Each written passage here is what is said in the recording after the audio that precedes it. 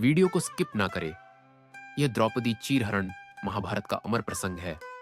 हस्तिनापुर का राजमहल, भव्य सभा, चारों ओर राजाओं की पंक्तियां, बीच में महाराज धृतराष्ट्र का सिंहासन, दुर्योधन के चेहरे पर गर्व और शकुन की आंखों में चालाकी चमक रही थी। युधिष्ठिर, जो धर्मराज कहलाते थे, उस दिन जुए के खेल में एक एक कर सब कुछ हार चुके थे। पहले सोना, फिर राज्य, फिर अपने भाइयों को और अंत में अपनी पत्नी द्रौपदी को भी। दुर्योधन ने आदेश दिया, दुशासन, द्रौपदी को दरबार में लाओ, वह अब हमारी दासी है। दुशासन उठ खड़ा हुआ। उसकी आंखों में क्रूरता और चेहरे पर विजय की हंसी थी। वह द्रौपदी के महल की ओर बढ़ा। अंदर द्रौपदी अपने कक्ष में थी। समाचार सुनते ही उसकी देह सिहर उठी। उसने दृढ़ स्वर में कहा, मैं धर्मसभा में अकेले पुरुषों के बीच नहीं जाऊंगी, यह अपमान है।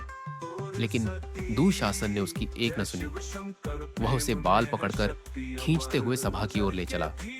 द्रौपदी लज्जा और क्रोध से कांप रही थी, पर उसकी आंखों में आंसू नहीं थे, उसमें केवल प्रश्न थे। सभा में पहुंचते ही उसने सबके सामने पूछा, धर्मराज, पहले आप बताइए, क्या जिसने स्वयं को हार दिया वह मुझे दांव पर लगा सकता है?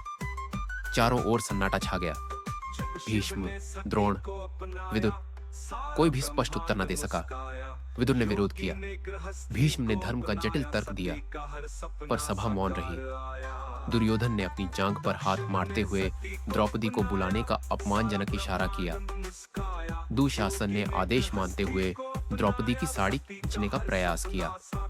द्रौपदी ने दोनों हाथों से वस्त्र कसकर पकड़ ली। वह बार बार सभा से पुकार रही थी, क्या यह धर्म है? क्या यह क्षत्रियों का न्याय है? कोई आगे नहीं बढ़ा। उसके वस्त्र ढीले पड़ने लगे। उसी क्षण उसे एक ही आशा दिखी, कृष्ण। उसने आंखें बंद कर ली, हाथ आकाश की ओर उठा दिए और पूरी आत्मा से पुकारा, हे गोविंद, हे माधव, मेरी लाज बचाइए। और तभी मानो चमत्कार घटा। दुशासन ने कपड़ा खींचा तो नया कपड़ा प्रकट हो गया। वह खींचता गया, कपड़ा बढ़ता गया, लाल, पीला, नीला, जैसे अंतहीन धारा। दुशासन थकने लगा, पसीना बहने लगा, उसकी सांसें भारी हो गई, पर चीर खत्म न हुआ।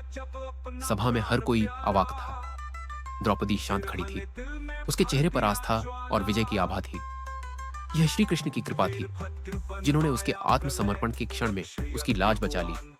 अंततः दुशासन थककर भूमि पर गिर पड़ा। दुर्योधन के चेहरे का गर्व पिघलने लगा। सभा का माहौल बदल चुका था। धृतराष्ट्र ने परिस्थिति को संभालने के लिए द्रौपदी से क्षमा मांगी और वरदान मांगने को कहा। द्रौपदी ने अपने पतियों की मुक्ति मांगी और फिर स्वयं का अपमान माफ कर दिया। लेकिन इस अपमान ने द्रौपदी के हृदय में एक आग जला दी। मैं अपने केश तभी बांधूंगी जब दुशासन का रक्त इन पर लगेगा। यही घटना महाभारत युद्ध की जड़ बनी। द्रौपदी का अपमान केवल एक स्त्री का नहीं, बल्कि धर्म, न्याय और मानवता का अपमान था, जिसे समय ने कभी माफ नहीं किया। चैनल को सब्सक्राइब जरूर करें।